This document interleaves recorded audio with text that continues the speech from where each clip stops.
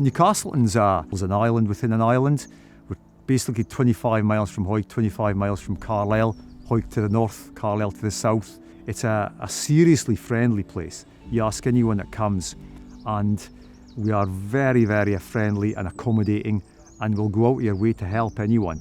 In the last 50 years since the Waverley line closed, I'd seen a decline in the village, seen lots of my friends move, and the lack of employment. We've lost 200, 300, 400 jobs here over the last 50 years.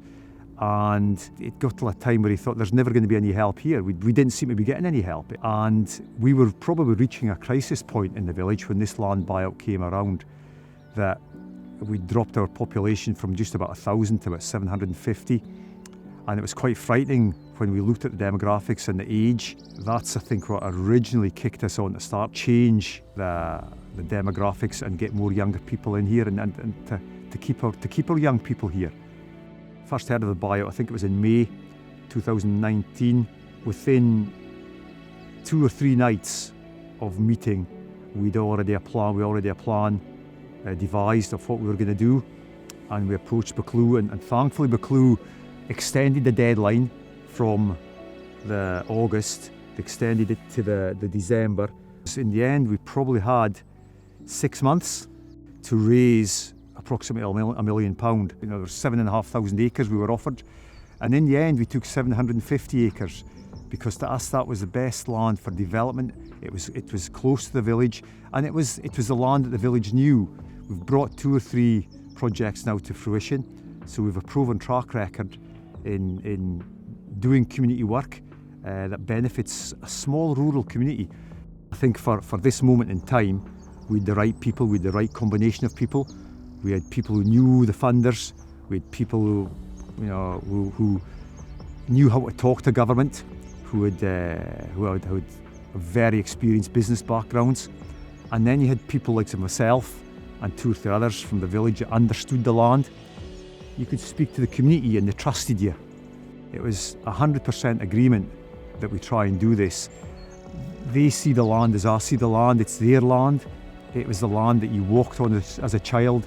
You know, the river is the river that you swam in as a child. You know, the golf course is there where we all played golf. We walk these hills. We know them like the back of our hands, and it's ground that our forefathers or grandparents used and farmed. It's of huge historical significance to the village, the Holm Hill.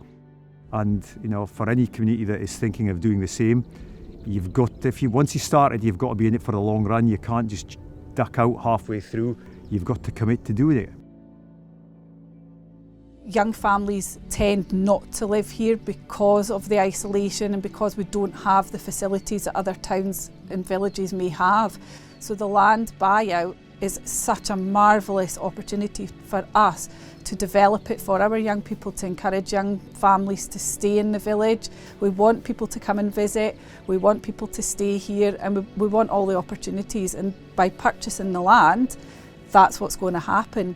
But what's blown me away is the innovation, the ideas and innovation of what potentially we could do with the land. Forestry, dark skies, solar energy possibly. That in the back of my head I never thought we'd even be looking at.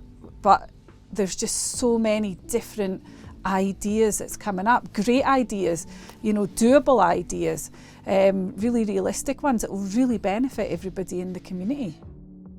Point of the land was for us to sustain ourselves as a village and a community. So anything we can add to that, it just makes us bigger and better.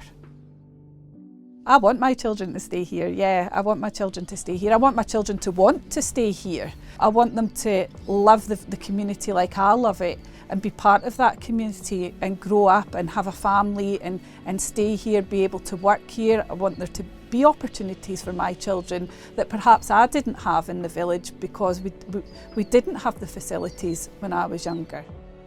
So we want to have the balance of the older generation and the younger generation as well, and bring them both together. And if we can do that, it's a win-win.